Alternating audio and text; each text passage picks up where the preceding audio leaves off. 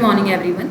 आइए स्टार्ट करते हैं अपने आज के लेक्चर के साथ। आज के लेक्चर में हम करेंगे चैप्टर नंबर 4 के रिमेनिंग टॉपिक्स, यानी कि हम पॉलिसीज कैसे फॉर्मुलेट होती है, टाइप्स ऑफ पॉलिसीज कुछ पढ़ चुके हैं। अब उसके बाद हमें देखना है कि पॉलिसीज के अंदर करंटली क्या चेंज चल रहा है, यानी कि 1990s के बाद जो पॉलिसीज चेंज आया, हमारा जो मॉडर्न इरा है, आज का इरा है, वहाँ कौन कौन सी पॉलिसीज हमारी चलती हैं। तो उसके अंदर सबसे पहले अगर हम देखा जाए तो हमारा जो पॉलिसीज में चेंज आया था वो सबसे पहले क्या आया था, वो हमारे पास आया था कि हमारे पास एलपीजी आ गया था। एलपीजी बोले तो आपका लिबरलाइजेशन, प्राइवेटाइजेशन एंड ग्लोबलाइजेशन कब आया था? इन द 1990s आया था। स्पेसिफाई करो तो 1991 में आए थे ये रिफॉर्म्स। तो पहला जो हमें पढ़ना है दैट इज लिबरलाइजेशन। नाम क्या बता रहा है? किसी चीज़ को लिबरल करना है, यानी कि किसी चीज़ को फ्री छोड़ना, लिबरल करना इज नोन एज लिबरलाइजेशन। वही इसकी डेफिनेशन है।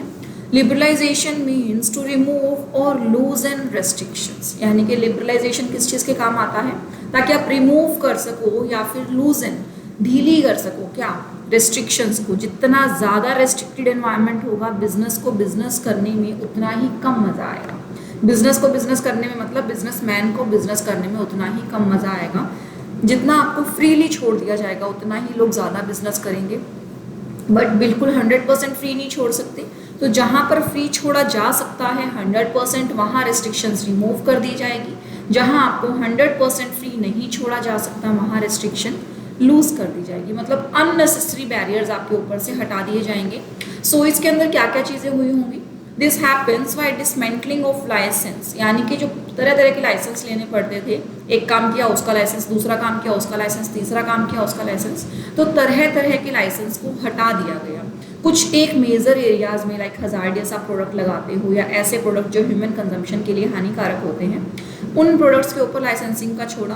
लाइक आपकी फार्मास्यूटिकल्स कंपनी है, वहाँ पर अभी भी लाइसेंसिंग की रिक्वायरमेंट्स हैं, बट हर एक बिजनेस को, यानी कि ईच एंड एवरी बिजनेसेस को तरह तरह के लाइसेंस से रिमूव कर दिया गया है। परमिशंस, बहुत सारी परमिशंस ऐसी हैं जो आपको लेने की ज़रूरत नहीं है।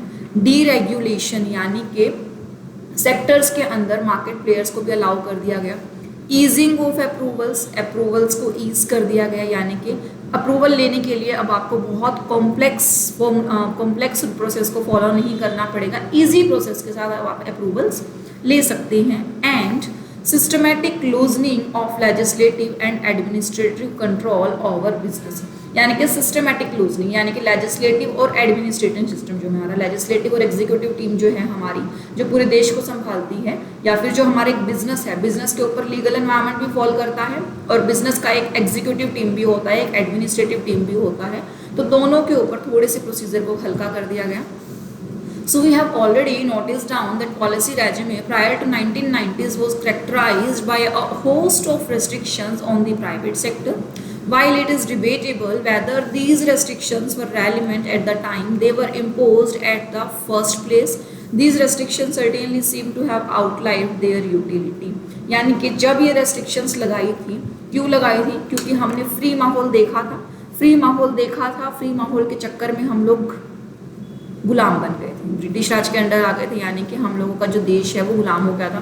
उसके बाद जैसे ही हमें इंडिपेंडेंस मिली, हमने तरह तरह की चीज़ों पर रोक लगाना स्टार्ट कर दिया। तो उस समय की नीड थी रोक लगाना, यानी कि जब वो इम्पोज किए तो उस टाइम वो रेस्ट्रिक्शंस क्या थी?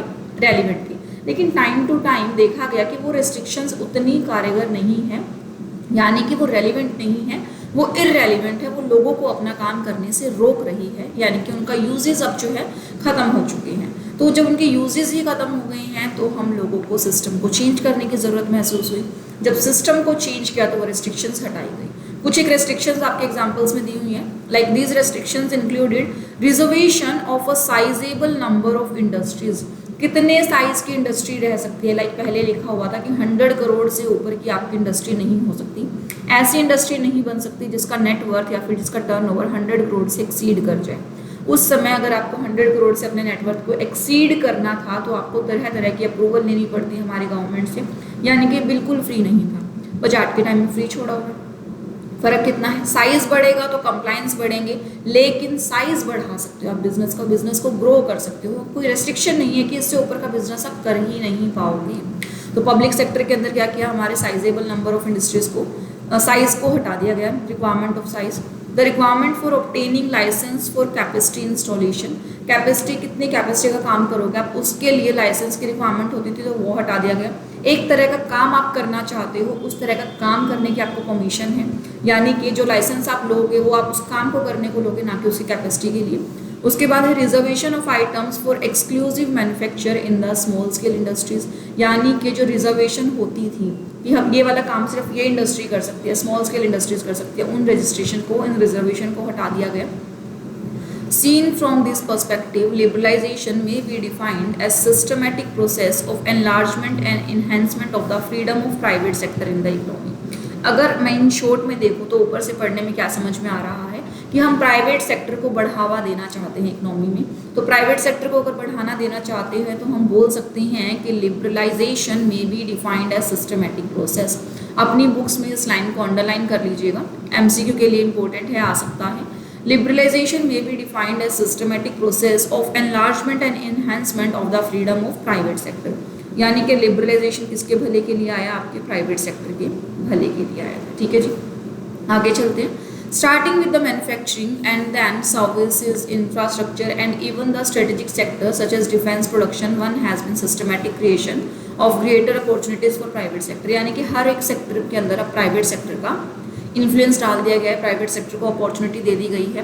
और अपॉर्चुनिटी देने के लिए लिबरलाइजेशन के बाद एक और नाम है क्या, प्राइवेटाइजेशन, यानी कि कुछ गवर्नमेंट सेक्टर है जो कि गवर्नमेंट के पास ही थे, उनमें प्राइवेट सेक्टर कब घुस पाएगा, जब गवर्नमेंट सेक्टर को, प्राइवेट सेक्टर को गवर्नमेंट सेक्टर में आने की इजाज़त मिलेगी। अब इजाज़त कैसे मिल सकती है, आइए चेक करते हैं। प्राइवेटाइजेशन से। अब प्राइवेटाइजेशन का मतलब क्या है, चीज़ों को प्राइवेट करना, यानी कि जो चीज़ें पहले सरकारी थी, गवर्नमेंट थी, सो गवर्नमेंट के कंट्रोल से उठाकर किसके कंट्रोल में लेकर आना, प्राइवेट सेक्टर के कंट्रोल में लेकर आना। इस चीज़ के लिए क्या किया, प्राइवेटाइजेशन एक स्ट्रेटेजी है। Strategy has been experimented in the western world a decade earlier than experimented in India, यानी कि विदेशों में तो ये पहले से ही हो चुकी थी वेस्टर्न एरियाज के अंदर, बट इंडिया में बाद में आई। तो इसमें क्या हुआ, during the prime ministership of Mrs Margaret Thatcher British coal mines were privatise. तो वेस्टर्न में जब हमने देखा तो क्या हुआ था, जब मिसेस मार्गरेट थैचर जो प्राइम मिनिस्टर थी, तो उस टाइम पर क्या हुआ था, ब्रिटिश कोल माइंस प्राइवेटाइज हुए थे और कुछ नेशनल हेल्थ केयर सर्विसेज या फिर स्कूल्स भी प्राइवेटाइज किए गए थे। तो इससे देखकर हमारे इंडिया ने सोचा कि हम क्यों ना प्राइवेटाइज करें। So privatization refers to managerial approach of changing the ownership structure of one or more government owned institution, यानी कि इसने काम क्या किया है, प्राइवेटाइजेशन के अंदर मैनेजरियल अप्रोच को चेंज कर दिया। Managerial approach of changing the ownership, कैसे चेंज किया, ओनरशिप ही बदल दी, किससे बदल दी, गवर्नमेंट से लेकर किसी प्राइवेट सेक्टर को दे दी। So privatization can be advantageous in the terms of higher flexibility.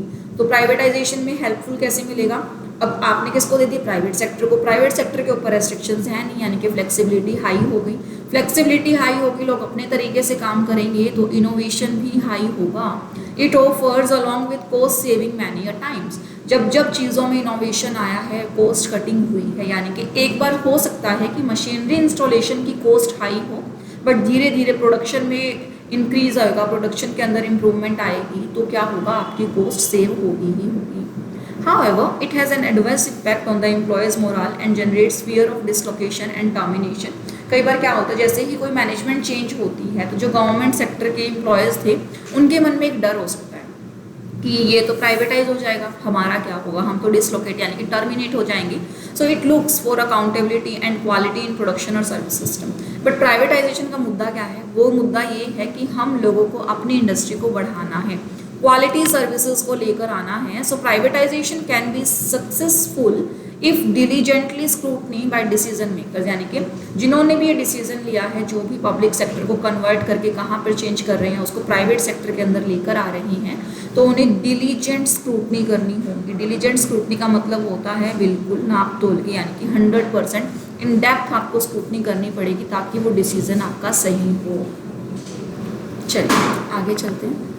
आगे क्या है, आगे क्या कहता है, ये कहता है कि इंडिया के अंदर बट प्राइवेटाइजेशन करना इतना आसान नहीं था। क्यों आसान नहीं था, गवर्नमेंट क्या चाहती थी, गवर्नमेंट चाहती थी कि हम सारी की सारी लॉस मेकिंग एंटिटीज़ को क्या कर दें, प्राइवेटाइज, लॉस मेकिंग एंटिटी को प्राइवेटाइज करना चाहती थी। लेकिन प्राइवेट सेक्टर क्या चाहती थी, प्रॉफिट मेकिंग एंटिटी की हम लॉस नहीं, हम तो प्रॉफिट मेकिंग एंटिटी लेंगे।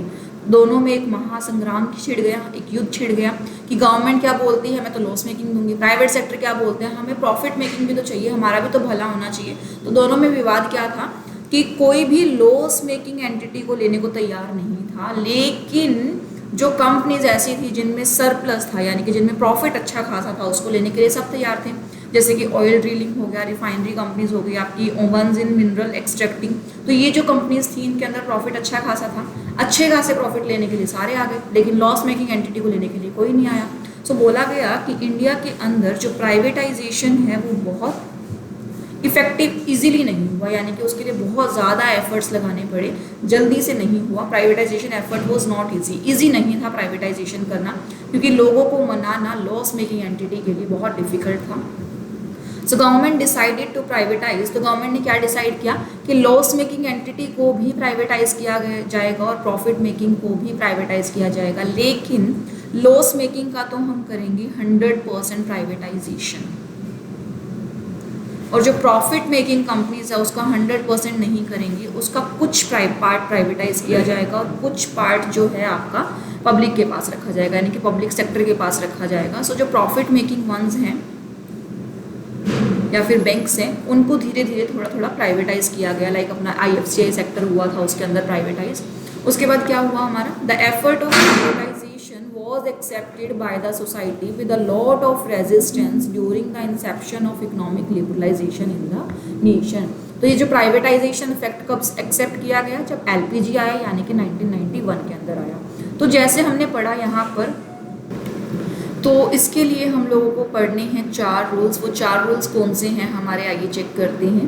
वो 4 रूल्स हैं हमारे पास, डेलीगेशन, डाइवेस्टमेंट, डिस्प्लेसमेंट और डिसइन्वेस्टमेंट। तो ये जो 4 केस है हमारे पास, ये वर्क कैसे करेंगे। पहला काम क्या कर रहे हैं हम, डेलीगेट कर रहे हैं। दूसरा काम क्या कर रहे हैं हम, डाइवेस्टमेंट कर रहे हैं। तीसरा डिस्प्लेसमेंट और चौथा डिसइन्वेस्टमेंट। तो डेलीगेशन क्या है, डेलीगेशन एक प्रोसेस है। कैसा प्रोसेस है, डेलीगेशन के अंदर गवर्नमेंट अपनी चीज़ का ठेका दे देती है या जिम्मा दे देती है किसको, किसी प्राइवेट सेक्टर को। मान लो ये बिल्डिंग है, किसकी है, गवर्नमेंट की है। अब इसके अंदर रेनोवेशन का काम चलाना है, तो गवर्नमेंट अपनी गवर्नमेंट कंस्ट्रक्टर कंपनी को लेने की बजाय इसके टेंडर निकालती है, और इसको कौन भरेंगे, जिसको भरेंगे प्राइवेट सेक्टर, यानी कि जो गवर्नमेंट से ठेके पे काम लेती हैं। अब गवर्नमेंट ने क्या किया, इस बिल्डिंग पे काम करने का अधिकार किसको दे दिया, प्राइवेट सेक्टर को। करवाना किसको चाहिए था, गवर्नमेंट को करवाना चाहिए था। अब कोशिश क्या है, अब देखते हैं, समझने की कोशिश करते हैं। अब ये जो बिल्डिंग है इसकी ओनरशिप किसके पास है, ऑनरशिप है गवर्नमेंट के पास, बट जो इसका काम है अल्टीमेटली, यानी कि जो वो काम कौन कर रहा है, वो ये प्राइवेट सेक्टर कर रहे हैं। जो काम गवर्नमेंट को खुद को करना चाहिए था वो खुद ना करके किसी दूसरे से करवा रही है, उस प्रोसेस को बोलते हैं डेलीगेशंस। आइए पढ़ते हैं स्टेटमेंट के साथ। Government keeps hold of responsibility and private enterprise handles fully or partly the delivery of product and services. Ultimate responsibility, ultimate ownership किसकी है, गवर्नमेंट की है। लेकिन प्राइवेट सेक्टर ने क्या किया, प्राइवेट सेक्टर ने उसके काम को हैंडल किया, यानी कि partly the delivery of product and services. कुछ भी गवर्नमेंट का इंस्टीट्यूशन है कि इसका काम बाकी का हम करेंगे, तो गवर्नमेंट ने क्या किया, अपनी चीज़ों को डेलीगेट कर दिया। So there is an active involvement by government, delegation में हैपेंस थ्रू कॉन्ट्रैक्ट, फ्रेंचाइजी या फिर ग्रांट। तो गवर्नमेंट कैसे कैसे कर सकती है, गवर्नमेंट अपनी फ्रेंचाइजी बांट सकती है, यानी कि काइंड ऑफ एजेंसी जिसके अंदर आप उसको सामान बेचने की पावर देते हो, प्रॉफिट जो है वो सामने वाले पर्सन का होता है, बदले में आपको फ्रेंचाइजी की फीस मिलती है। कॉन्ट्रैक्ट, जैसे ये टेंडर भरवाते हो, सरकारी ठेके मिलते हैं जिन लोगों को, वो क्या करते हैं, वो गवर्नमेंट के टेंडर फिल करते हैं, फिर उनसे कॉन्ट्रैक्ट साइन करते हैं, और गवर्नमेंट के उस सेक्टर में काम करने का अधिकार किसको मिल जाता है, प्राइवेट सेक्टर को। तो काइंड ऑफ देखा जाए तो डेलीगेशन में क्या कर रहा है, सेक्टर किसका है, सेक्टर है गवर्नमेंट का। काम कौन कर रहा है, काम कर रहा है आपका प्राइवेट सेक्टर। तो गवर्नमेंट के सेक्टर में अगर प्राइवेट सेक्टर काम करता है तो वो पॉसिबल है आपका डेलीगेशन वाले पार्ट से, यानी कि प्रॉपर्टी किसकी है, अल्टीमेट ऑनरशिप किसकी है, गवर्नमेंट की। काम कौन कर रहा है, प्राइवेट सेक्टर। तो इस पोर्शन को हम बोलेंगे डेलीगेशन। ठीक है जी, अगले पे चलते हैं। अगला क्या है हमारे पास, अगला है डाइवेस्टमेंट। अब डाइवेस्टमेंट करना क्या होता है, डाइवेस्टमेंट को याद रखने के लिए हम एक नाम याद रख सकते हैं, डाइवर्सिफिकेशन। डाइवर्सिफिकेशन में क्या करते हैं, सारा फंड्स एक जगह ना लगा के अलग अलग एरियाज में फंड लगाते हैं। अब यहाँ पर डाइवेस्टमेंट कौन कर रहा है? गवर्नमेंट सेक्टर डाइवेस्टमेंट कर रहा है। अब कैसे करेगा? अगेन इसी ब्रीडिंग का एग्जाम्पल ले लेते हैं। मान लेते हैं कि एक बिजनेस है, ठीक है, इसके अंदर 100% स्टेक किसका है? गवर्नमेंट का है। तो इसमें 100% पैसा लगा हुआ है गवर्नमेंट। अब डाइवेस्टमेंट कैसे होगा? गवर्नमेंट चाहती है कि मैं इसको प्राइवेटाइज कर दूं, लेकिन हो सकता है कि ये प्रॉफिट मेकिंग एंटिटी हो, या गवर्नमेंट इसको फुली प्राइवेटाइज नहीं करना चाहती। तो क्या है इसका? Majority of stake. मेजोरिटी मतलब मोर देन 50% स्टेक किसको दे दो आप? मोर देन 50% स्टेक दे दो आप प्राइवेट सेक्टर को। ये भी हो सकता है कि इस सेक्टर के अंदर प्रॉफिट स्कोप ज़्यादा है, गवर्नमेंट चाहती है कि इसका कुछ पोर्शन मैं रख लूँ, लेकिन इसको थोड़ा सा इम्प्रूव करने के लिए प्राइवेट एंटिटीज़ को भी भेजना ज़रूरी है। तो ये क्या है? ये डिसाइड करेगा कि आपका ऑर्गेनाइजेशन कैसा है, किस तरह से आप सेल आउट करना चाहते हो उसका।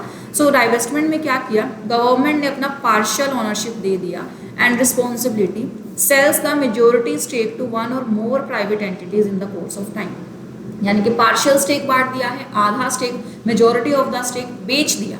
बेच दिया तो मतलब वो ओनरशिप भी चली गई, रिस्पॉन्सिबिलिटी भी चली गई, आधी आधी ओनरशिप हो गई। यानी कि लगभग अगर मैं बोलूँ 50-50 भी बेच दिया तो 50% ओनरशिप गवर्नमेंट की, 50% ओनरशिप प्राइवेट सेक्टर की हो गई। ठीक है जी, चलिए जी, उसके बाद नेक्स्ट पे चलते हैं। नेक्स्ट क्या है? डिस्प्लेसमेंट। डिस्प्लेसमेंट का सीधा सा मतलब होता है किसी को अपनी जगह से हिला देना, किसी की जगह को छीन लेना। तो डिस्प्लेसमेंट में क्या हुआ? जैसे ही लिबरलाइजेशन में हमने क्या किया था? डीरेगुलेशन किया था, यानी कि कुछ काम जो कि सिर्फ प्राइवेट सेक्टर, पब्लिक सेक्टर के लिए सिक्योर्ड थे, फिक्स थे, तो वहाँ पर क्या किया? गवर्नमेंट ने अपने प्राइवेट सेक्टर, पब्लिक सेक्टर को बेचा तो नहीं, लेकिन प्राइवेट सेक्टर को परमिशन दे दी कि अब तुम भी चाहो तो ये काम कर सकते हो। जैसे कि टेली कम्युनिकेशन का डिपार्टमेंट है, गवर्नमेंट के दो टीम्स थी, गवर्नमेंट की दो कंपनीज थी, BSNL, MTNL। ये टेली कम्युनिकेशन गवर्नमेंट कंपनी कर सकती थी स्टार्टिंग में जब आया था। उसके बाद गवर्नमेंट ने क्या किया? इसको डीरेगुलेट कर दिया कि कोई प्राइवेट सेक्टर चाहे वो भी कम्युनिकेशन का काम कर सकता है। जैसे ही गवर्नमेंट ने डीरेगुलेट किया, प्राइवेट सेक्टर ने एंट्री मारी। जैसे ही उन्होंने मारी, वो इतनी बढ़िया बढ़िया स्कीम्स लेकर आए, इतने बढ़िया नेटवर्क, इतनी बढ़िया सिम लेकर आए कि इस BSNL और MTNL की जगह को खा गए। यानी कि अब जो ये पब्लिक कंपनी थी, जो ये गवर्नमेंट सेक्टर कंपनी थी, इसने अपने एरिया को खो दिया, अपनी रेप्यूटेशन को, अपनी इमेज को खो दिया। तो यानी कि इस गवर्नमेंट की मोनोपोली को किसने तोड़ा? प्राइवेट सेक्टर ने। तो गवर्नमेंट की कंपनीज जो कि डिस्प्लेस कर दी किसने? प्राइवेट सेक्टर ने। आइए डेफिनेशन के साथ देखते हैं। The private enterprise and expends and gradually displaces the government entity. इसमें क्या करता है कि प्राइवेट सेक्टर अपना बिजनेस करता है, धीरे धीरे उसे एक्सपेंड करता है और अपनी गवर्नमेंट एंटिटी को डिस्प्लेस कर देता है, यानी कि उसकी कॉम्पिटिटर एंटिटी को लुप्त कर देता है मार्केट से। So deregulation facilitates privatization if it enables private sector to challenge a government monopoly. So deregulation जो हमने पढ़ा था, उससे क्या हुआ? उससे प्राइवेट कंपनीज को मौका मिला, क्या? उस सेक्टर में आने का जिस सेक्टर में गवर्नमेंट ने मोनोपोली इंजॉय की थी। तो गवर्नमेंट की मोनोपोली टूटी, यानी कि वो सेक्टर क्या होगा? कंप्लीटली अब प्राइवेटाइज हो गया। आज के टाइम में जब BSNL, MTNL सिम सस्ती करते हैं, रिचार्ज सस्ती करते हैं, डाटा सस्ता करते हैं, तब जाकर इनकी सिम बिकती है, वरना नहीं बिकती। ठीक है जी, चलिए नेक्स्ट क्या है? डिसइन्वेस्टमेंट। डिसइन्वेस्टमेंट का मतलब क्या होता है? इन्वेस्टमेंट डाला, इन्वेस्टमेंट निकाल दिया। अब आप बोलोगे कि डाइवेस्टमेंट में भी तो ऐसा ही था, इन्वेस्टमेंट डाला हुआ था, इन्वेस्टमेंट निकाल लिया था। बिल्कुल चीज़ें सेम हैं, लेकिन वहाँ पर क्या करना था आपको? मेजोरिटी ऑफ द स्टेक बेचना था। ठीक है जी, यहाँ क्या करना है आपको? Selling portion of ownership stake in a public enterprise to private parties. यानी कि यहाँ पर आपको एक पोर्शन बेचना है, और वो पोर्शन कितना भी हो सकता है। अगर ये पोर्शन आपका मेजोरिटी में कन्वर्ट हो जाता है तो इसका स्पेसिफाइड नाम है divestment. Otherwise any kind of percentage which private sector which public sector sells to the private sector is known as disinvestment। यानी कि any portion of ownership which is sold by public enterprise किसको? to the private enterprise, तो उसको क्या बोलेंगे? disinvestment बोलेंगे। Clear है जी? चलिए ऊपर एक पैराग्राफ छूट गया था हमारा, उस पैराग्राफ पे आते हैं।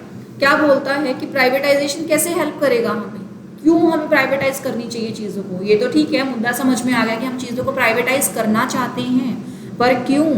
हम प्राइवेटाइज इसलिए करना चाहते हैं ताकि हमारी मार्केट का पोटेंशियल इन्हेंस हो।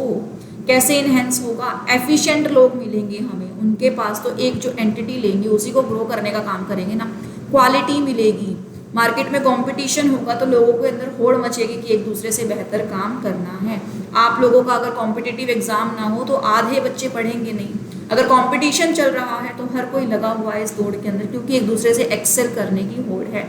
तो जब कॉम्पिटिटिवनेस आएगी, आप एफिशिएंट होगे, आपकी क्वालिटी इंक्रीज होगी, तभी जाकर कहीं माना जाएगा कि प्राइवेटाइजेशन का कोई फायदा है।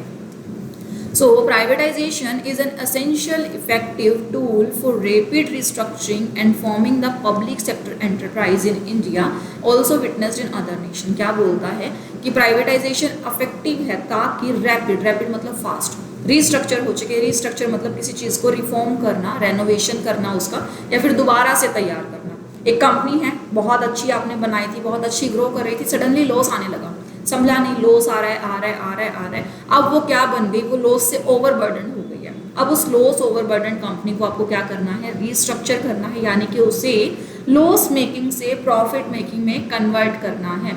तो उसके लिए आपको रीस्ट्रक्चरिंग ज़रूरी है। जब भी कोई एंटिटी गिर जाती है, यानी कि वो लॉस ही लॉस लेकर आती है, प्रॉफिट कमाना भूल जाती है, तो उसका सीधा सा ओपिनियन यही बचता है कि इसकी मैनेजमेंट चेंज करके देख लो। गवर्नमेंट से नहीं चली, मैनेजमेंट चेंज करी, प्राइवेट सेक्टर पे मैनेजमेंट लेकर आए, प्राइवेट सेक्टर से अगर चल गई तो अच्छी बात है, नहीं तो उसे बंद कर दो। So public sector entities remained inefficient as far as profitability and quality is concern. और मेजर पोर्शन क्या है पब्लिक सेक्टर के इनएफिशिएंट रहने का, क्योंकि वहाँ पर एक्सपर्टीज नहीं है। एक्सपर्टीज क्यों नहीं है, काम ज़्यादा है, बंदे कम हैं। कम बंदों को अगर ज़्यादा काम से ओवरबर्डन कर दोगे तो वो किसी एक ही फील्ड में अच्छा काम कर सकते हैं, सभी फील्ड में एक ही बंदा अच्छा काम नहीं कर सकता। तो गवर्नमेंट को लगा कि जो बंदा इस काम के लिए अच्छा है वो कंपनी उसी को दे देनी चाहिए, ताकि वो कंपनी का लॉस ना हो, कंपनी को बंद करने की नौबत ना आए। देश को चलाने के लिए जितने ज़्यादा बिजनेस खुलेंगे उतना ज़्यादा फायदा है। बिजनेस बंद होंगे तो पैसा कम होगा, यानी कि इनकम डाउन जाएगी। इनकम डाउन जाएगी तो हम फिर से गरीब देश बन जाएंगे। क्या बोला, the private sector on the other hand is perceived to be more self motivated, profitable and reliable. क्या बोलता है, प्राइवेट सेक्टर होता है ना, उसके अंदर वैसी आग बहुत होती है। किस चीज़ की आग, कि उसको प्रॉफिट कमाना होता है, वो सेल्फ मोटिवेटेड होता है कि जितना काम करूंगा उतना सारा प्रॉफिट मेरी जेब में आएगा। तो वैसे ही उनके एम्प्लॉयज़ होते हैं, वो जितना ज़्यादा प्रमोटर को, जितना ज़्यादा ओनर को हेल्प करते हैं, उनका इंक्रीमेंट उतना ज़्यादा होता है। तो प्राइवेट सेक्टर हमेशा वर्कोहोलिक रहा है। क्यों वर्कोहोलिक रहा है, क्योंकि उनको डायरेक्ट प्रॉफिट मोटिव दिखता है, उनको डायरेक्ट फायदा दिखता है, डायरेक्ट इंटरेस्ट जुड़ा होता है जब किसी पब्लिक को प्राइवेट करते हो। प्राइवेट सेक्टर में आप काम करते हो, जितना काम करोगे उतना प्रॉफिट आएगा। So reliable for superior quality of products and services, though there are exceptions. कुछ एक्सेप्शंस भी होती है, कई जगह पर हो सकता है कि उसको प्राइवेटाइज करने के बाद भी काम नहीं हो रहा हो। ठीक है जी, तो ये कुछ टाइप्स हम पढ़ चुके हैं। तो यहीं पर हमारा प्राइवेटाइजेशन खत्म होता है, इतना ही है हमारे सिलेबस में। प्राइवेटाइजेशन के बाद थर्ड टर्म क्या थी हमारे पास, ग्लोबलाइजेशन। अब ग्लोबलाइजेशन के ऐसे कोई सर्टेन रूल्स एंड मेथड्स नहीं है। ग्लोबलाइजेशन ने क्या किया था, ग्लोबलाइजेशन ने पूरे वर्ल्ड को वन नेशन बनाने की कोशिश की थी, यानी कि हम सब मिलकर काम करें, लगभग एक गांव जैसा, कि किसी को दूसरे देश में जाना मुश्किल ना लगे, दूसरे देश से सामान मंगवाना मुश्किल ना लगे। तो उसी बिजनेस के लेन देन की वजह से कोई 3 टर्म्स राइज हुई। उन 3 टर्म्स का नाम है IFDI, OFDI and FII। Start करेंगे IFDI के साथ। IFDI क्या है, inward foreign direct investment in India. इसको पहले सिर्फ FDI के नाम से बोलते थे, बट FDI के अब 2 पोर्शन बना दिए गए हैं, इनवर्ड एंड आउटवर्ड। इनवर्ड का मतलब क्या होता है, इन्वेस्टमेंट अंदर लेकर आना। आउटवर्ड का मतलब क्या होता है, इन्वेस्टमेंट को बाहर डालना। ठीक है जी। अब FDI जब आती है इंडिया के अंदर तो हम उसको बोलेंगे हमारे अकॉर्डिंग इनवर्ड FDI। अब FDI होता क्या है, FDI होता है फॉरेन डायरेक्ट इन्वेस्टमेंट। कौन करेगा, वो बंदा करेगा जो फॉरेन का है। अगर हम इंडिया के कॉन्टेक्स्ट में बात करें, इंडिया के कॉन्टेक्स्ट में बात कर रहे हैं, तो हमारे लिए फॉरेनर कौन है, कोई भी बंदा जो इंडिया का नहीं है, यानी कि कोई भी ऐसा बंदा जो इंडिया के बाहर का है, अगर वो इंडिया में आकर इन्वेस्टमेंट करना चाहे, क्या वो कर सकता है, बिल्कुल कर सकता है। यानी कि इंडिया के बाहर का बंदा अगर इंडिया में आकर इन्वेस्ट करता है तो उस कॉन्सेप्ट को हम बोलेंगे FDI, या फिर inward foreign direct investment in the India. पढ़ते हैं साथ में क्या बोलता है आपकी book. FDI plays a very important role in the process of development of a nation. यानी कि एफडीआई किसी देश की डेवलपमेंट में बहुत महत्वपूर्ण भूमिका निभाती है। कैसे निभाती है? अब बिजनेस करना है, बिजनेस करने के लिए क्या चाहिए? पैसा चाहिए। 1991 से पहले जब ये चीज़ें अलाउड ही नहीं थी हमें, तब क्या होता था, जितना पैसा देश में है उसी के साथ बिजनेस करते थे, बट उसके साथ बिजनेस हम कर नहीं पा रहे थे। क्यों? गरीब देश थे, इतना पैसा था नहीं।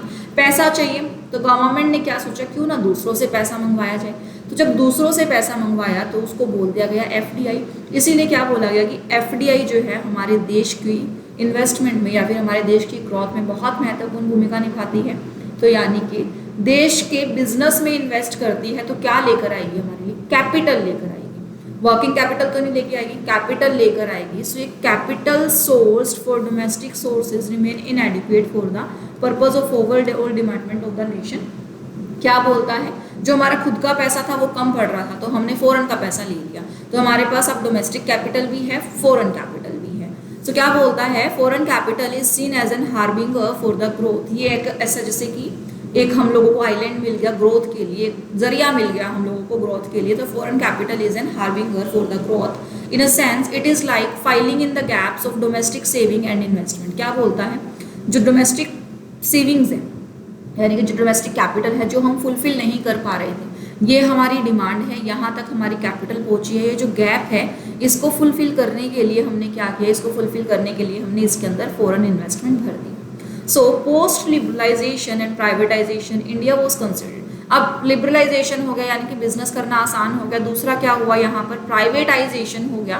प्राइवेटाइजेशन होने की वजह से फॉरेनर्स को भी क्या दिखने लगा कि इंडिया के अंदर पोटेंशियल तो था ही, लेकिन अब यहाँ पर अलाउड रेस्ट्रिक्शंस भी हट गई हैं, तो उन्हें ल्यूक्रेटिव प्लेस लगा। ल्यूक्रेटिव होता है जो आपको फायदेमंद लगता है, जो आपको आकर्षित करता है, तो ये ल्यूक्रेटिव प्लेस लगा। जब जैसे ही ये आकर्षित करने लगा लोगों को तो उन्होंने क्या लगाना शुरू कर दिया? यहाँ पर पैसा लगाना शुरू कर दिया।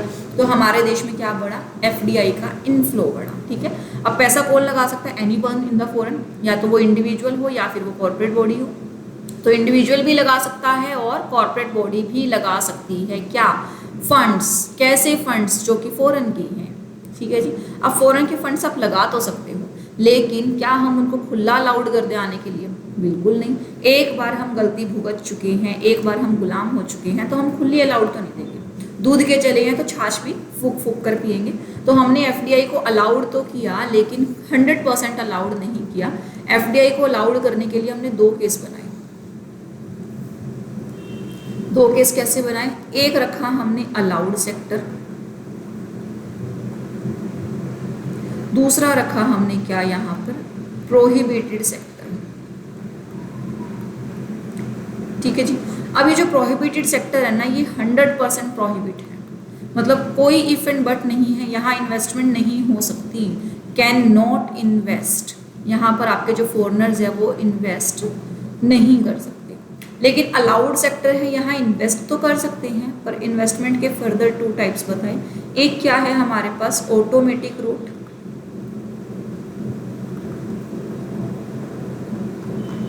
और एक क्या है हमारे पास? Approval root. ठीक है जी। क्या होता है जब एफडीआई अलाउ करी तो गवर्नमेंट कुछ परसेंटेज बता देती है कि आप इस सेक्टर में एफडीआई लेकर आ सकते हो 49% की, इस सेक्टर में एफडीआई लेकर आ सकते हो 26% की, इस सेक्टर में एफडीआई लेकर आ सकते हो आप 51% की, इस सेक्टर में आप 100% एफडीआई ले आ सकते हो। तो यानी कि इसने क्या किया? सेक्टर वाइज चीज़ों को बाइफरकेट कर दिया, डिवाइड कर दिया। तो जब चीज़ों को सेक्टर वाइज डिवाइड किया गया तो हम लोगों ने देखा कि कुछ परसेंटेज अलाउड है। तो जो अलाउड हैं वो चीज़ें कहाँ आ गई? ऑटोमेटिक रूट में, यानी कि गवर्नमेंट अलाउ कर रही है। तो गवर्नमेंट ने ऑलरेडी सारे सीन्स देखे हुए, तो यहाँ पर बोल दिया कि अगर आप अलाउड सेक्टर के अंदर आते हो, अलाउड परसेंटेज के अंदर आते हो, तो आपको और कोई अप्रूवल नहीं लेनी, तो आप ऑटोमेटिकली आकर इन्वेस्टमेंट कर सकते हो। बस आपको कुछ फाइलिंग करनी होगी, कुछ डॉक्यूमेंट्स आरबीआई के पास जमा कराने होंगे। अप्रूवल की ज़रूरत नहीं है, वो क्लियरेंस के लिए डॉक्यूमेंट है कि सब कुछ सही है या नहीं। वरना इन्वेस्टमेंट से पहले आपको अप्रूवल लेनी पड़ेगी कि क्या मैं इन्वेस्टमेंट कर लूँ। अब यहाँ पर आपको अप्रूवल नहीं लेनी, इन्वेस्टमेंट तो अलाउड है, ये देखना है कि आप रूल्स फॉलो करके आ रहे हो या नहीं। तो रिटर्न का मतलब ये है कि आपको सिर्फ अपने रूल्स फॉलो करने हैं, और एज पर द रूल्स अगर आप आओगे तो अलाउड, कोई आपको रोकेगा नहीं। लेकिन अप्रूवल रूट में क्या होता है? आप लिमिट से बाहर जा रहे हो, यानी कि बियॉन्ड लिमिट काम करना चाह रहे हो। गवर्नमेंट बोलते कि 26% तक ले आओ, आपका मन कर रहा है 50% लाऊंगा, ले आ भाई, कोई मना ही नहीं है, लेकिन उससे पहले तुझे हमारे एक डिपार्टमेंट से अप्रूवल लेनी होगी जिसका नाम है क्या, FIPB, foreign investment promotional board. ये फॉरेन की इन्वेस्टमेंट को प्रमोट करता है, तो ये इसको अगर सब सही लगता है तो ये अप्रूवल दे देगा, इसे अगर चीज़ें गलत लगेगी तो ये अप्रूवल नहीं देगा। दोनों ही केसेस में आपको सर्टेन डॉक्यूमेंट्स जमा कराने पड़ेंगे, आपके प्रोसीजर को चेक किया जाएगा, रूल्स एंड रेगुलेशन आपको दोनों में ही फॉलो करनी है, बस एक में अप्रूवल है और एक में अप्रूवल नहीं है। ठीक है जी। तो इन्वेस्टमेंट करने से पहले जहां अप्रूवल ना लेनी पड़े वो रूट कौन सा, ऑटोमेटिक रूट, और इन्वेस्टमेंट करने से पहले जहां अप्रूवल लेनी पड़े वो रूट कौन सा, प्रायर अप्रूवल रूट। इस अप्रूवल को आप प्रायर अप्रूवल भी बोल सकते हो। पहले अप्रूवल लेनी है ना इन्वेस्टमेंट से पहले, तो पहले का मतलब प्रायर, अप्रूवल का मतलब अप्रूवल तो लेनी है, परमिशन तो चाहिए, so that is prior approval. Clear. चलिए आगे देखते हैं क्या बोलता है। For a closed economy, any national program of privatization for its success need a successful move toward globalization। क्या बोलता है, प्राइवेटाइजेशन कर दिया, प्राइवेटाइजेशन के बाद अगर आपको सक्सेस लेना है तो आपको अपनी मार्केट को इन्हेंस करना पड़ेगा। सो मार्केट इन्हेंस करनी है तो हम लोगों के पास क्या आया, ग्लोबलाइजेशन आया। सो ग्लोबलाइजेशन ने क्या किया, ग्लोबलाइजेशन ने एक वाइडर पर्सपेक्टिव यानी कि उसने बड़ी मार्केट दी हमें, क्या, गुड्स एंड सर्विसेज की। जैसे ही ये बड़ी मार्केट आई तो फॉरेन के फंड्स ने फ्लो करना स्टार्ट किया। So foreign funds flow in an economy to be invested in various industries. Foreign funding in a good sense creates employment as well as demand. जैसे ही foreign funding आई तो जैसे ही यहाँ पर कैपेसिटी बढ़ी, एम्प्लॉयमेंट बढ़ी, एम्प्लॉयमेंट बढ़ी तो इनकम बढ़ी, इनकम बढ़ने से हमेशा डिमांड जनरेट होती है। ठीक है जी, आगे चलते हैं। आगे क्या है, foreign funding in good sense creates employment as well as demand. For a steady flow in foreign funds, liberalization of economy is required. अब लोग फ्रीली पैसा लगा सके उसके लिए लिबरलाइजेशन, तो दोनों ही हमने कर लिया, लिबरलाइजेशन भी प्राइवेटाइजेशन भी, और इन दोनों के पेयर से आया क्या, ग्लोबलाइजेशन, यानी कि लोगों ने हमारे देश में इंटरेस्ट लेना स्टार्ट किया। ठीक है जी। अब FDI ये तो पढ़ लिया हमने, दो तरीके से हो सकती है। आगे पढ़ते कि FDI में पंगा क्या आया। FDI may be described as flow of capital investment to an enterprise in nation by another enterprise located in different nation by capturing a majority stake in the ownership in a company in target country or by expanding operations of an existing business in that country। FDI लाने के तरीके क्या हैं? पहली बात तो flow होगा क्या, कैपिटल कहाँ से, एक ऐसे एंटरप्राइज से, इन नेशन बाय अनदर एंटरप्राइज, यानी कि एक देश का एंटरप्राइज दूसरे देश के एंटरप्राइज में, यानी कि एक देश के इन्वेस्टर दूसरे देश के इन्वेस्टर के अंदर बिजनेस डालेंगे। कैसे डालेंगे, या तो मेजोरिटी स्टेक लेकर आओ, ओनरशिप के अंदर बराबर का हिस्सा लो आप, या फिर आप उसकी टारगेटिंग ऑपरेशन यानी कि उसके ऑपरेशंस को एक्सपेंड कर दो। तो यहाँ पर क्या कर सकते हो आप, मेजोरिटी स्टेक लेने का मतलब है आप कैपिटल में इन्वेस्ट कर दो, कैपिटल बोले तो आप इक्विटी में इन्वेस्ट कर दो, या फिर आप बिजनेस में इन्वेस्ट कर दो, यानी कि आप ऑपरेशंस को कर रहे हो, डायरेक्ट इक्विटी नहीं तो आप बिजनेस की मशीनरी में, लॉन्ग टर्म मशीनरीज के अंदर, इंफ्रा के अंदर इन्वेस्ट कर सकते हो, जो कि एक्सपेंड करता है ऑपरेशंस को। इक्विटी में एनी इंस्ट्रूमेंट आ सकता है, instruments convertible into equity is also included in the equity based instrument. तो जब भी आप FDI लेकर आओगे आपकी इन्वेस्टमेंट कहाँ आएगी, इक्विटी बेस्ड इंस्ट्रूमेंट के अंदर आएगी, या फिर आप डायरेक्टली बिजनेस में इन्वेस्ट करोगे, यानी कि इसका सोल पर्पस क्या होना चाहिए, बिजनेस होना चाहिए। जो बिजनेस आप FDI लेकर आ रहे हो, आप FDI लेकर इसलिए आ रहे हो ताकि आप इंडिया में बिजनेस करना चाहते हो। तो जब आप इंडिया में आकर बिजनेस करोगे उस पैसे को बोलेंगे हम क्या, FDI। अगर आप यहाँ पर बिजनेस नहीं करते हो तो आपका पैसा FDI नहीं है। JV, अगर आप किसी फॉरेन एंटिटी के साथ जॉइंट वेंचर करते हो तो वो भी FDI का एग्जाम्पल है। मर्जर करके, यानी कि कोई फॉरेनर कंपनी इंडिया में आकर बिजनेस करती है और अपनी 100% सब्सिडी ओपन करती है। 100% सब्सिडी मतलब सारे शेयर कैपिटल किसके पास है, फॉरेन कंपनी के पास, वो भी क्या है, वो भी आपकी FDI है। या फिर किसी एग्जिस्टिंग कंपनी में स्टेक उठाती है, ये स्टेक आपका एटलीस्ट 10% होना चाहिए, एटलीस्ट 10% होना चाहिए। यहाँ पर मेजोरिटी की कोई ऐसी प्रीफिक्स डेफिनेशन नहीं है, बट ये बोलता है कि कम से कम 10% तो होना चाहिए, यानी कि आप 50% और मोर देन 50% ला सकते हो, 100% ला सकते हो, और मिनिमम कितनी लानी पड़ेगी आपको, मिनिमम आपको 10% लानी पड़ेगी ताकि आप FDI के अंदर इंक्लूसिव वो FDI आपको बोला जा सके। ठीक है जी।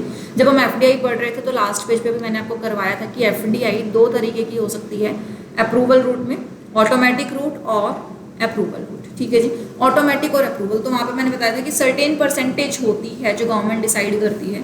तो करंटली जो एफडीआई की परसेंटेज चल रही है वो यूनिफॉर्म नहीं है, यानी कि हर सेक्टर की अलग अलग है। कुछ सेक्टर में तो 100% अलाउड है, कुछ सेक्टर के अंदर 26 ही अलाउड है, कुछ सेक्टर में 49 ही अलाउड है और कुछ सेक्टर में आपकी 51 ही अलाउड है। अभी एक सेक्टर है जहाँ पर 74 भी अलाउ कर दी गई है, बट ये आपकी बुक्स का पार्ट नहीं है। जनरल नॉलेज के लिए देख लो कि 74% तक एफडीआई आ सकती है अलग अलग सेक्टर में। अब ये सेक्टर कौन कौन से हो सकते हैं, लाइक 49% अगर मैं आपकी बुक के अकॉर्डिंग चलूँ तो ईडा इंश्योरेंस के अंदर अलाउड है। ठीक है जी, 100% आपका सिंगल ब्रांड डिटेलिंग, यानी कि जैसे कि आपकी फॉरेन कंपनीज आकर अगर इंडिया में बिजनेस करती है तो वहाँ पर 100% एफडी अलाउड है। लाइक आप 100% सबसे ओपन कर सकते हो, कार मैन्युफैक्चरिंग कंपनी लाइक आपकी हुंडई है तो यहाँ पर 100% अलाउड है। कुछ एरिया ऐसे हैं जहाँ पर 26 है, कुछ एरिया ऐसे हैं जहाँ पर 51 है। वो हर सेक्टर वाइज इंक्रीज होता रहेगा धीरे धीरे, जो कि अगर आप जब इन्वेस्टमेंट करोगे एक्चुअल में जब मार्केट में ये चीज़ें देखोगे तो आपको फेमा के रूल्स पढ़ने पड़ेंगे, वहाँ आपको हर एक चीज़ बहुत क्लियरली मिल जाएगी विद द रूल्स। फेमा के शेड्यूल में आपको रूल्स मिल जाएंगे कि 26% है, 49% है या कितने परसेंट होगा। ठीक है जी, चलिए आगे चलते हैं। आगे क्या बोलता है, FDI has always remained a bone of contention and FDI in multi-brand retail, defense, etc. are classic examples। क्या बोलता है कि FDI पे हमेशा कंटेंशन रहा है, यानी कि वाद विवाद चला है कि इसको अलाउ करना चाहिए या नहीं करना चाहिए। क्यों वाद विवाद चला है, हमारी जो मीडिया है, हमारा जो डिफेंस है, यानी कि जो हमारा डिफेंस सिस्टम है, क्या वहाँ पर आपको FDI मिलनी चाहिए, क्या वहाँ पर FDI आनी चाहिए? तो वहाँ पर बोलते हैं कोई FDI नहीं आनी चाहिए क्योंकि देश की एकता के खिलाफ है। तो वहाँ पर हमने बोला कि यहाँ पर कोई FDI नहीं आएगी, no FDI should be permitted. In certain cases, the FDI limit has been capped, like insurance business, where there is no approval through automatic route. The company has consented to seek the permission of FIPB। ये हमने पीछे पढ़ा था, जहाँ पर आपको automatic route से आने की इजाज़त नहीं है, यानी कि आप बियॉन्ड लिमिट आना चाहते हो तो कैसे आ सकते हो, आप आ सकते हो अप्रूवल के साथ। और अप्रूवल किसकी लगेगी, FIPB, foreign investment promotion board. ठीक है जी, चलिए आगे चलते हैं। अब वो जो प्रोहिबिटेड सेक्टर बताए थे ना मैंने, वहाँ पे वो प्रोहिबिटेड सेक्टर कुछ ऐसे हैं कि जहाँ पर ना तो आप गवर्नमेंट रूट यानी कि अप्रूवल रूट, ना तो अप्रूवल रूट से आ सकते हो, ना ही आप ऑटोमेटिक रूट से आ सकते हो। टोटल 9 सेक्टर है जहाँ पर कंप्लीटली प्रोहिबिटेड है, कोई रूल आपको दिया ही नहीं। जैसे कि atomic energy, lottery business, gambling and batting, chit fund business, Nidhi company. Nidhi company is a kind of NBFC company. NBFC company में क्या करते हैं, कुछ मेंबर्स होते हैं, इसके फिक्स्ड मेंबर्स होते हैं और अपने ही मेंबर में पैसे का लेन देन करती रहती है, अपने ही मेंबर से लोन लेती है और अपने ही मेंबर्स को लोन देती है। तो कुछ इस तरह का एक ऑर्गेनाइजेशन है निधि कंपनी का। तो निधि कंपनी क्या है, NBFC कंपनी है और इसी कंपनी के अंदर भी आप FDI नहीं ला सकते। जो यहाँ हम ये 9 मैटर्स पढ़ रहे हैं, ज़रूरी नहीं कि ये 9 के 9 मैटर्स क्या हैं आपके प्रोहिबिटेड या फिर इलीगल हैं। बस इस 9 मैटर्स के अंदर आप फॉरेन का पैसा नहीं लगवा सकते, फॉरेन पैसा इसके अंदर नहीं लगवाएगी।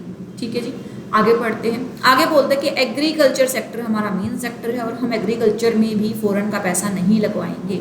ठीक है जी, अब बात करते हैं एग्रीकल्चर 2 तरीके से हो सकती है, एक तो नेचुरल तरीका है, एक आजकल जो आर्टिफिशियल तरीका चल रहा है।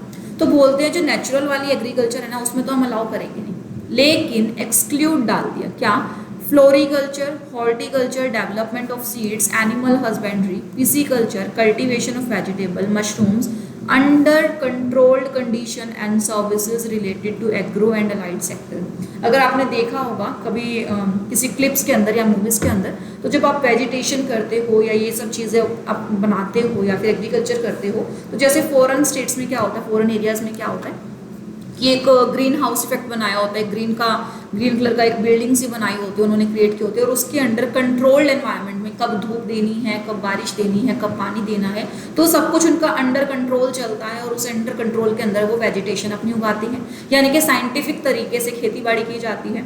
तो जब साइंटिफिक तरीके से आप बागबानी करोगे, फ्लोरिकल्चर मतलब बागबानी, हॉर्टिकल्चर मतलब आप एक खेती बाड़ी का काम करोगे, सब्जियां उगाओगे, सीड्स को डेवलप करोगे, या फिर एनिमल हस्बेंड्री यानी कि पशुपालन करोगे, पिसिकल्चर मतलब वो मछली पालन। तो इस तरह के काम जब आप करोगे अंडर द कंट्रोल कंडीशन, इनकी क्रॉस ब्रीडिंग वगैरह करवाओगे, तो वहाँ पर FDI अलाउड है। क्योंकि इन सब चीज़ों के लिए हैवी मशीनरी चाहिए। जब हैवी मशीनरी चाहिए तो हैवी इन्वेस्टमेंट चाहिए। हैवी इन्वेस्टमेंट चाहिए तो हम लोगों को दिखता है फॉरेन सेक्टर, जहाँ से हम लोगों को हैवी इन्वेस्टमेंट मिल सकती है, क्योंकि उन्हें इंडिया लुक्रेटिव लगता है। इंडिया को फंड्स की ज़रूरत है, इंडिया फॉरनर से मतलब फॉरनर्स को अलाउ करने की ज़रूरत है, वो अपने आप इन्वेस्ट कर देंगे। तो यहाँ पर एग्रीकल्चर FDI अलाउड है। सो एग्रीकल्चर में अलाउड नहीं है, बट कुछ एक्सेप्शंस हैं, वो एक्सेप्शंस आपकी ब्रैकेट में दी हुई हैं, ठीक है जी। इसके बाद प्लांटेशन एक्टिविटीज़ में भी आप FDI नहीं लेकर आ सकते। प्लांटेशन के अंदर एक प्लांटेशन अलाउड है, दैट इज टी प्लांटेशन, यानी कि टी प्लांटेशन के अंदर FDI अलाउड है, अनदर प्लांटेशन के अंदर FDI नहीं अलाउड, ठीक है जी। आगे चलते हैं। आगे क्या है, housing and real estate business, यानी कि रियल एस्टेट बिजनेस के अंदर आप क्या नहीं कर सकते, आप रियल एस्टेट बिजनेस के अंदर FDI नहीं ला सकते, ठीक है जी। इस सेक्टर को भी मतलब हमारे जो देश में मकान बनेंगे हम खुद ही बनाएंगे। लेकिन यहाँ पर भी एक्सेप्शन डाल दी, यहाँ पर बोला कि जब हम लोग टाउन बनाएंगे, यानी कि बड़े बड़े टाउन कंस्ट्रक्ट करने हैं, या फिर बड़े बड़े आपको रेजिडेंशियल या कॉमर्शियल प्रीमाइसेस, जैसे कि हमारा फ्लैट सिस्टम चलता है दिल्ली गुड़गांव साइड, ये जो कंस्ट्रक्शन बिजनेस है काफ़ी फेमस है, रोड्स बनाने हैं, ब्रिजेस बनाने हैं, जब आपको हैवी काम करना होता है, हैवी मशीनरी की ज़रूरत पड़ती है, तो आप FDI अलाउ कर दोगे। यानी कि कंस्ट्रक्शन ऑफ टाउनशिप, रेजिडेंशियल और कॉमर्शियल प्रीमाइसेस, रोड्स, ब्रिजेस, इन सब के अंदर FDI अलाउड है। सो बेसिकली FDI किसके अंदर नहीं अलाउड, हमारे जो रेरा के अंदर आती हैं, रियल एस्टेट बिजनेस के अंदर आते हैं, हमारे डीलर्स भी आते हैं, हमारे प्रॉपर्टी मेकर भी आते हैं, हमारे तरह तरह के छोटे कंस्ट्रक्टर्स भी आते हैं, तो उनके अंदर आप FDI नहीं कर सकते। वो एरिया डोमेस्टिक के लिए सेफ है। जो बड़ी बड़ी कंपनीज हैं, जो बड़े बड़े टाउनशिप डेवलप करती हैं, उनके अंदर आप पैसा लगा सकते हो, वहाँ पर FDI अलाउड है। क्लियर, चलिए जी। नेक्स्ट है trading in the transferable development right. Transferable development right, पहले तो डेवलपमेंट राइट सीख लेते हैं क्या होता है। डेवलपमेंट राइट ऐसे राइट्स हैं जो आपको किसी भी पीस ऑफ लैंड को डेवलप करने के लिए दिए जाते हैं, ठीक है जी। कोई एरिया है, यहाँ पर कोई चीज़ डेवलप करनी है, आपको कोई भी सोसाइटी डेवलप करनी है, कुछ भी डेवलप करना है, किसी भी एरिया में कोई भी चीज़, कोई भी प्रोजेक्ट आपको डेवलप करना है, तो उसके लिए राइट बेचे जाते हैं, तो उसको क्या बोलेंगे हम, डेवलपमेंट राइट्स, ठीक है जी। अगर वो डेवलपमेंट राइट नेगोशिएबल है, यानी कि आपने बोला कि यहाँ पर कभी ना कभी प्रोजेक्ट बनेगा, तो आपने वो राइट परचेज कर लिया कि यहाँ पर प्रोजेक्ट मैं बनाऊंगा, और उस प्रोजेक्ट को बनाने के लिए आपने राइट्स ले लिए, वो हो गए आपके डेवलपमेंट राइट्स। अगर आप उस राइट्स को ट्रांसफर कर पाओ, तो वो राइट्स कैसे हो जाएंगे, ट्रांसफरेबल डेवलपमेंट राइट्स। तो अगर ट्रांसफरेबल है तो इसकी इजीली ट्रेडिंग अलाउड है। तो गवर्नमेंट्स बोलती है FDI सेक्टर को कि तू ट्रांसफरेबल डेवलपमेंट राइट में ट्रेडिंग नहीं कर सकता, यानी कि राइट ले तो सकता है लेकिन फिर आगे सेल परचेज नहीं कर पाएगा, तुम्हें ही बनाना पड़ेगा। अगर तुमने कोई टाउनशिप का प्रोजेक्ट उठा लिया, तुमने कोई कंस्ट्रक्शन प्रोजेक्ट उठा लिया, तो तुम्हें ही कंप्लीट करना होगा, तुम उसे ट्रेड नहीं कर सकते। यानी कि जो यहाँ पर एक्सेप्शंस है, इनकी डेवलपमेंट का ठेका तुम उठा तो लो, कहीं बाद में सोचो मैं तो ऐसे प्रॉफिट कमाऊंगा, ये नहीं कर सकते। Trading in transferable development right is not allowed, ठीक है जी।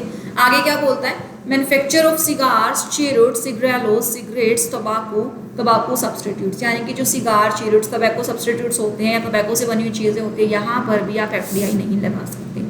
तो बेसिकली जो हमारे मेन सेक्टर हैं वहाँ पर FDI फ्रीली अलाउड नहीं है, वहाँ FDI अलाउड नहीं है सर्टेन सब एक्सेप्शंस के साथ। जो एरिया ऐसे हैं जो हमारे देश के युवाओं को बिगाड़ते हैं, वहाँ पर भी हमने FDI को अलाउड नहीं किया। Tobacco sector, lottery business, gambling business, और कुछ जो सेक्टर हैं जो थोड़े से सेंसिटिव हैं, जैसे एटॉमिक एनर्जी निधि कंपनी, उनमें भी हमने FDI को अलाउड नहीं किया। तो ये 9 सेक्टर हैं जहाँ पर कभी भी FDI अलाउड नहीं हो सकती। इसके अलावा एनी अदर सेक्टर है, वहाँ पर रेट्स गवर्नमेंट डिसाइड कर सकती है। रेट चाहे 0 ही क्यों ना हो, यानी कि अभी हो सकता है कि वहाँ पर कोई FDI ना आती हो, कोई FDI अलाउड नहीं है, बट वहाँ FDI प्रोहिबिटेड भी नहीं है। प्रोहिबिटेड सेक्टर सिर्फ ये 9 है जहाँ पर किसी भी रूट से FDI नहीं आ सकती, ठीक है जी। इन 9 पॉइंट्स में से आपके MCQ बहुत फास्ट बनते हैं और बहुत अच्छे MCQ बनते हैं। कभी भी पूछ सकता है कि 3-4 ऑप्शन दिए होंगे, बताओ इसके अंदर किस में FDI प्रोहिबिटेड है। तो 3 ऑप्शन ऐसे होंगे जिसमें प्रोहिबिटेड नहीं होगी, एक ऑप्शन ऐसा होगा जिसमें प्रोहिबिटेड होगी, लेकिन वो एक्शन भी ऐसा होगा, वो नाम भी ऐसा होगा जो आपको शायद कंफ्यूज कर दे। तो ये अगर ये नो नाम आप अच्छे से लर्न कर लो तो आपको इस क्वेश्चन में कोई दिक्कत नहीं आएगी इसके एमसीक्यू पेपर के अंदर। ठीक है जी, आगे चलते हैं। अगला पार्ट क्या है हमारे पास, अगला बोलता है कि हम लोग FII के थ्रू भी इन्वेस्टमेंट लेते हैं। अब FII है क्या? FII is a term which represent foreign institutional investors. FII का काम क्या है? Are large foreign groups with substantial investible funds. ये बड़े फॉरेन ग्रुप्स हैं, लार्ज फॉरेन ग्रुप्स हैं जिनके पास क्या है? पैसा बहुत है, इन्वेस्टेबल फंड है, ये इन्वेस्ट करना चाहते हैं। सो FII वो एंटिटी हैं जो रजिस्टर्ड अब्रोड है with a view to investing in their other nation in equity market, hedge fund, pension fund, mutual fund, किसी भी मार्केट में इन्वेस्ट करना चाहती है। बेसिकली बोलूँ तो ये क्या है? ये एक इंस्टीट्यूट है। कैसा इंस्टीट्यूट है? फॉरेन का, यानी कि रजिस्टर कहाँ हुआ होगा? फॉरेन में हुआ होगा। अब इसका काम क्या है? ये इन्वेस्टर्स का पैसा, यानी कि जो फॉरेन इंस्टीट्यूशनल इन्वेस्टर्स है, ये इन्वेस्टर्स क्या करते हैं? इस इंस्टीट्यूशन को पैसा देते हैं। ये इंस्टीट्यूशन कैसे वर्क करता है? ये इंस्टीट्यूशन अदर मार्केट में जाकर उनके बिहाफ पर इन्वेस्ट करता है। ठीक है जी, इन इन्वेस्टर्स को हम FPI बोल सकते हैं। FPI का फुल फॉर्म है फॉरेन पोर्टफोलियो इन्वेस्टर्स। तो FPI लोग क्या करते हैं? FPI लोग इन्वेस्टर को पैसा देते हैं, FII को पैसा देते हैं। FII क्या करता है? FII मार्केट को ढूंढता है। ठीक है, मार्केट सर्च करता है और जो मार्केट प्रॉफिटेबल लगती है, यानी कि जो मार्केट बुलिश ट्रेंड में लगती है, उस मार्केट में जाकर इन्वेस्ट कर देता है। So FII have strong research team which speculate to invest in a country with the possibility of strong return in equity market। वो कहाँ इन्वेस्ट करते हैं? ऐसी मार्केट में इन्वेस्ट करते हैं जहाँ पर उन्हें अच्छा रिजल्ट मिलने की आशा होती है। So this funds park their funds to fuel bullish market। तो इन्होंने कहाँ पर पार्क किया अपना पैसा? पैसा कहाँ लगाया उन्होंने? ऐसी मार्केट को लगाया जिसका ट्रेंड कैसे होने वाला है? Bullish market. उन्हें पता है ये प्रॉफिट देगा, तो यानी कि उन्होंने अपना पैसा लगा दी, यानी कि उन्होंने काम किया as a fuel for the bullish market. Naturally जो FII है, इनका मकसद क्या है? प्रॉफिटेबिलिटी चेक करते हैं, जहाँ से प्रॉफिट आएगा वहाँ इन्वेस्ट करेंगे और जैसे ही प्रॉफिट आएगा इन्वेस्टमेंट निकाल कर ले जाएंगे। तो जब इन्वेस्टमेंट आप कर ही सिर्फ इसी मकसद से रहे हो कि प्रॉफिट आते ही निकाल लूंगा, तो लॉन्ग टर्म आएगी कि शॉर्ट टर्म? शॉर्ट टर्म आएगी। So naturally for smaller period the nation experience inflow of strong foreign currency in its financial system. तो उस छोटे से पीरियड में बहुत सारा फॉरेन फंड्स आता है और छोटा पीरियड जब वो खत्म हो जाता है तो फॉरेन फंड्स चला भी जाता है। यानी कि ये रिलायबल सोर्स नहीं है पैसे का। एक बार पैसा आया थ्रू द FII तो गवर्नमेंट उस पर विश्वास नहीं कर सकती कि ये पैसा हमारे देश में ही बना रहेगा। बट FDI के थ्रू आएगा तो वो देश में इन्वेस्टेड रहेगा, क्योंकि वो बिजनेस के लिए आया है, वो शॉर्ट टर्म प्रॉफिट नहीं, वो लॉन्ग टर्म प्रॉफिट कमाने के लिए आया है। ठीक है जी, whenever the market reaches at peak start declining thereafter these funds move to another direction so the euphoria is short lived। यानी कि जैसे ही एक एरिया में पीक पे पॉइंट पहुंचा, यानी कि उसने प्रॉफिट अर्न कर लिया जितना मैक्सिमम वो अर्न कर सकता था, उसके बाद चीज़ें डिक्लाइन कम होनी स्टार्ट हो जाती हैं और उसके बाद आपका फंड्स जो है वो वहाँ से निकाल कर किसी ऐसे एरिया में लगा देते हैं, दूसरे देश में जहाँ पर प्रॉफिट आने के चांसेस होते हैं। सो गवर्नमेंट किसके ऊपर डिपेंड है? गवर्नमेंट FDI के ऊपर ज़्यादा फोकस करती है rather than the FII। Reason, ये शॉर्ट टर्म, ये लॉन्ग टर्म। यहाँ पर मिनिमम परसेंटेज है, आपको 10% इन्वेस्ट करना पड़ता है, यहाँ पर नो रिक्वायरमेंट। ठीक है जी, यहाँ पर क्या बोलता है? यहाँ पर बोलता है कि एक बार आप आओगे तो जाना मुश्किल है, यानी कि आपको जब आना है तो तरह तरह के डॉक्यूमेंट्स लेकर आने हैं, तो एंट्री एंड एग्जिट मुश्किल है, इजी नहीं है। यहाँ पर एंट्री एग्जिट इजी है, सिर्फ आपको सेबी के पास रजिस्ट्रेशन करवाना है और कुछ नहीं। ठीक है जी, यहाँ पर इजी है और यहाँ पर इजी नहीं है। यहाँ पर आप इक्विटी में इन्वेस्ट कर सकते हो और इक्विटी बेस्ड में, यानी फिर बिजनेस के अंदर। यहाँ पर एनी सिक्योरिटी, सिर्फ फाइनेंशियल एसेट में आपको इन्वेस्ट करना है। यहाँ जो आपके इन्वेस्टर्स हैं उनको फॉरेन इन्वेस्टर्स, यानी कि foreign entities, foreign body corporates या फॉरेन इंडिविजुअल बोला जा सकता है। यहाँ के जो इन्वेस्टर्स हैं आपके वो FPI हैं, और इंडिया में तो कौन लेकर आया है? एक रजिस्टर्ड इंस्टीट्यूट के थ्रू लेकर आया है, यानी कि FII इन्वेस्ट करता है इन द इंडिया। क्लियर? चलिए जी आगे चलते हैं। आगे क्या है हमारे पास? Investment from India abroad. अब इन्वेस्टमेंट फ्रॉम इंडिया अब्रोड यानी कि इंडिया से बाहर इन्वेस्टमेंट जा रहा है, ये कोई नया टर्म नहीं है, पहले इंडिया में इन्वेस्ट आ रहा था, यानी कि कोई फॉरेन का बंदा इंडिया में इन्वेस्ट कर रहा था। अब क्या हो रहा है, इंडिया का बंदा फॉरेन जाकर इन्वेस्ट कर रहा है। मान लो ये बी जो है यूएसए का है और ए जो है इंडिया का है। अब इंडिया का बंदा यूएसए में जाकर इन्वेस्टमेंट करना चाहे तो उसको हम क्या बोलेंगे, investment from India abroad, OFDI, outward foreign direct investment, या फिर ओवरसीज फॉरेन डायरेक्ट इन्वेस्टमेंट। ठीक है जी, क्या नाम है इसका, policy of globalisation has favoured India not only in terms of inward FDI but also outward FDI। कुछ एग्जाम्पल्स हैं, ये एग्जाम्पल्स आपको पढ़नी है लाइन टू लाइन। तो क्या बोलता है, फॉर एग्जाम्पल फरवरी 2020 में भारतीय एयरटेल ने इन्वेस्ट किया $978.92 million in wholly owned subsidiary company in Mauritius, यानी एक होली ऑन सब्सिडी कंपनी बनाई मॉरिशस के लिए। उसके बाद नवंबर 2019 में PVR सिनेमा ने एक कॉम्प्लेक्स खोला श्रीलंका के अंदर। इसी तरह से तरह तरह के काम हुए हैं हमारे यहाँ पर, और वो काम आपको पढ़ने हैं क्योंकि इन पॉइंट से एग्जाम्पल्स जो हैं ये रियल लाइफ बेस्ड एग्जाम्पल हैं और इनके अंदर से आपका MCQ का क्वेश्चन बन सकता है। क्लियर है जी, ठीक है जी, क्लियर है। उसके बाद हम लोग एक डेफिनेशन राइट डाउन करेंगे, आपकी बुक्स के अंदर आपको डेफिनेशंस नहीं मिलेगी तो हम इसे राइट डाउन करेंगे। आइए लिखते हैं साथ में। इसके अंदर हमारे पास डेफिनेशंस हैं कुछ जो हमारे सिलेबस से वैसे तो रिपील हो चुकी हैं, डिलीट हो चुकी हैं, बट फिर भी इम्पोर्टेंट है, तो हम वो डेफिनेशन लिखते हैं। सबसे पहला बंदा है हमारे पास कौन, गैब्रियल आलमंड, बहुत अच्छे हैं। इन्होंने क्या दिया, एक डेफिनेशन दी, किसकी दी, पब्लिक पॉलिसी की दी। ये क्या बोलता है, पब्लिक पॉलिसी जो है ना वो पॉलिटिकल एक्शन है। हम पूरी पॉलिसी मेकिंग प्रोसेस पढ़ चुके हैं। क्या हुआ था, डिमांड रेज हुई थी, फिर उसके बाद वो 11 स्टेप हुए थे, उसके बाद जाकर कहीं हमारे पास लॉ बना था। ठीक है जी, यानी कि डिमांड रेज हुई, डिमांड ने क्या दिया, इनपुट, लॉ ने क्या दिया हमें, आउटपुट। तो सीधा से क्या बोलता है कि लॉ एक ऐसा पॉलिटिकल एक्शन है जो कि इनपुट और आउटपुट के बेस पे वर्क करता है। क्वेश्चन ये भी आ सकता है कि इनपुट आउटपुट रिलेशनशिप हमें किसने दिया, गैब्रियल आलमंड ने दिया। या फिर सिंपली बोल सकता है कि public policy is based on the input output process. बिल्कुल सही है, पॉलिटिकल इनपुट आउटपुट प्रोसेस के ऊपर बेस्ड करती है हमारी पब्लिक पॉलिसी। तो इसने क्या बोला, इसने बोला कि ये सेट ऑफ इंटरेक्शन है, policy is a set of interaction. कैसा इंटरेक्शन, जिसका कुछ स्ट्रक्चर है। इसका तो बहुत अच्छा स्ट्रक्चर है, हम वो 12 पॉइंट्स पढ़कर आए हैं, तो इनका कुछ स्ट्रक्चर्स होगा, और ईच ऑफ विच जो क्या कर रही हैं, परफॉर्मिंग इट्स एक्शन, जो हर कोई अपना अपना काम कर रहा है।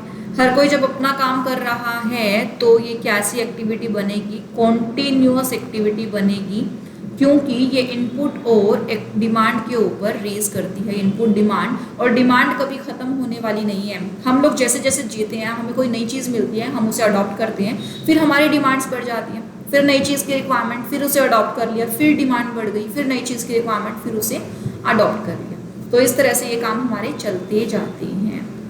ठीक है जी, उसके बाद एक पर्सन और है जिन्होंने मॉडल दिया हमें, कौन सा, जिन्होंने मॉडल दिया हमें ब्लैक बॉक्स मॉडल।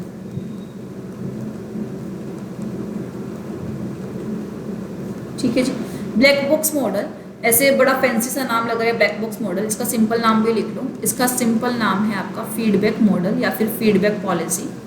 तो ये फीडबैक पॉलिसी के ऊपर डिपेंड करता है। अभी हमने क्या देखा, यहाँ पर ये लोग एक दूसरे से फीडबैक लेते रहते हैं, यानी कि लॉ जब भी बनेगा तो वो फीडबैक के ऊपर बेस्ड होता है। और ये रूल किसने दिया, ये रूल दिया हमने डेविड स्टन ने।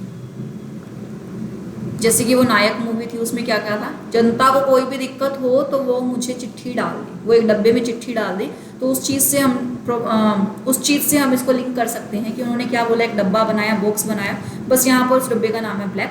सो ब्लैक बॉक्स मॉडल एक ऐसा मॉडल है, एक ऐसी पॉलिसीज है जहाँ पर हम लोगों को पब्लिक की डिमांड का पता चलता है। तो पब्लिक पॉलिसी रिलेशनशिप कैसे बनेगा, जब पॉलिसी को यानी कि पॉलिटिकल एनवायरनमेंट को पब्लिक का पता हो और पब्लिक को पॉलिटिकल एनवायरनमेंट का पता हो, दोनों आपस में इंटरेक्ट करें, तब जाकर कहीं हमारा लॉ बनेगा। तो इस मॉडल का नाम दिया गया क्या, ब्लैक बॉक्स मॉडल। ठीक है जी, उसके बाद एक छोटी सी डेफिनेशन और है। वो छोटी सी डेफिनेशन जो है हमारी दी थी किसने, वो छोटी सी डेफिनेशन हमें दी थी हमारे रिकार्ड रोज ने।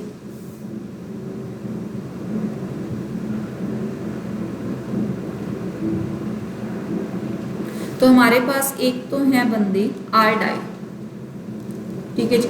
आर डाई ने क्या बोला, public policy is the decision, decision है किसका, ऑफ गवर्नमेंट, ठीक है, in which it decides to do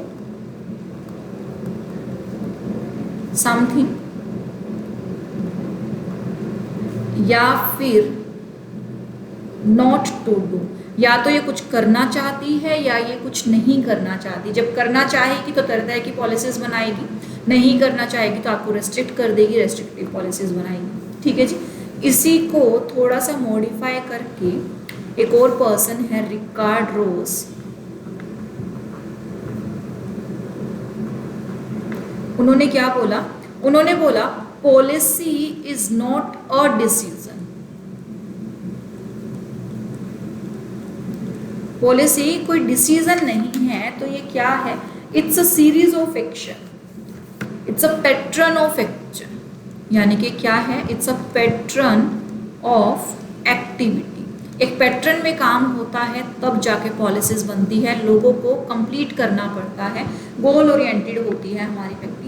तो पैटर्न ने क्या बताया, इसने पैटर्न ने बताया कि हमारी पॉलिसीज के अंदर तरह तरह की चीज़ें होनी चाहिए। क्या, हमारी जो पॉलिसीज है वो गोल ओरिएंटेड होनी चाहिए, पॉलिसी बनाने का कोई मुद्दा होना चाहिए, कोई बेस होना चाहिए, क्यों बना रहे हैं हम पॉलिसीज।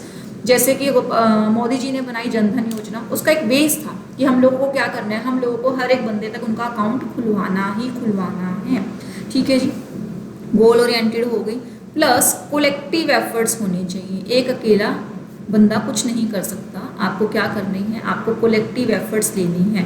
अब जब जनधन योजना बनाई, मोदी जी ने तो बोल दिया जनधन योजना बनानी है, अब उस जनधन योजना को इफेक्टिव करने के लिए सभी को मिलकर काम करना पड़ेगा, कोलेक्टिव एफर्ट्स लगाने पड़ेंगे, विदाउट कोलेक्टिव एफर्ट आपका काम नहीं होगा, सब लोगों को मिलकर काम करना चाहिए, ठीक है जी। और ये क्या है, what it decides to do or what is not decides to do, ठीक है जी, ये बिल्कुल ऐसे ही काम करेगी जो ये डिसाइड करती है और नहीं करती।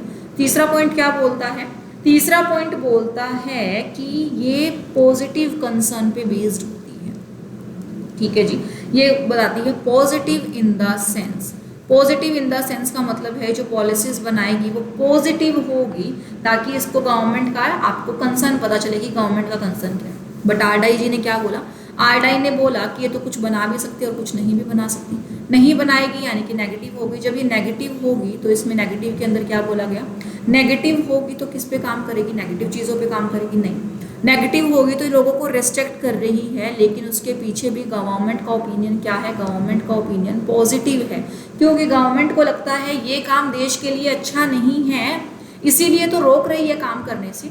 गवर्नमेंट का जो ओपिनियन है, गवर्नमेंट का जो मकसद है वो पॉजिटिव होना चाहिए। गवर्नमेंट का मकसद ये नहीं होना चाहिए कि मुझे लोगों को तंग करना है।